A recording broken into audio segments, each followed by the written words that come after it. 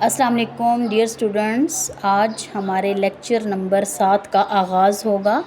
Lecture number 7 میں ہم پڑھیں گے غزل نمبر 1 کا آخری شعر۔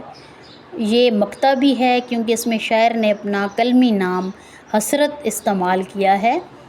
تو دیکھتے ہیں آخری شعر۔ پہنچ جائیں گے انتہا کو بھی حسرت، جب اس راہ کی ابتدا ہو گئی ہے۔ شاعر کہتا ہے کہ ہم اپنی منزل تک پہنچ ہی جائیں گے ایک نہ ایک دن۔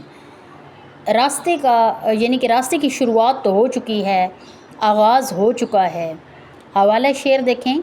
شاعر کا نام حسرت موہانی، حل لغت انتہا آخری حد ابتدا آغاز۔ تشریح: شاعر کہتا ہے کہ ہم اپنی منزل پر پہنچ ہی جائیں گے کیونکہ ہمارے سفر کی ابتدا ہو گئی ہے، ہم نے سفر شروع کر لیا ہے۔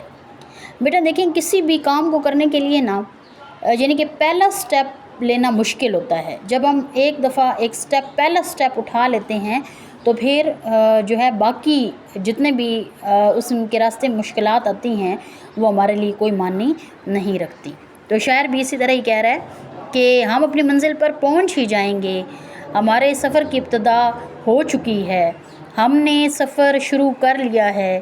اس شعر میں حسرت نے انسانی زندگی کا فلسفہ بیان کیا ہے۔ کہتے ہیں کہ انسان جب پیدا ہوتا ہے تو پیدائش کے ساتھ ہی اس کی واپسی کا سفر شروع ہو جاتا ہے۔ انسان کی زندگی کی الٹی گنتی شروع ہو جاتی ہے۔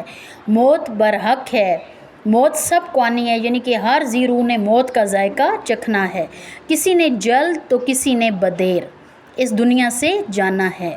انسان کی پیدائش انسان کے سفر کا آغاز ہوتی ہے، کہ جب انسان پیدا ہوتا ہے تو انسان کا سفر اسی دن سے شروع ہو جاتا ہے۔ لیکچر نمبر 7 کا حصہ نمبر 2، آخری شعر ہم پڑھ رہے تھے کہ ہم نے پڑھا تھا پہلے حصے میں کہ انسان جب اس دنیا میں آتا ہے تو انسان کا سفر شروع ہو جاتا ہے۔ انسان ایک خاص وقت کے لیے اس دنیا میں قیام کرتا ہے۔ ہم نے اللہ تعالیٰ سے واپسی کا وعدہ کیا ہوا ہے۔ ہماری پیدائش سے سفر کم ہوتے ہوتے آخر ایک دن یہ زندگی ختم ہو جاتی ہے، ہمارا یہ سفر وہ ختم ہو جاتا ہے، زندگی کا سفر تمام ہو جاتا ہے۔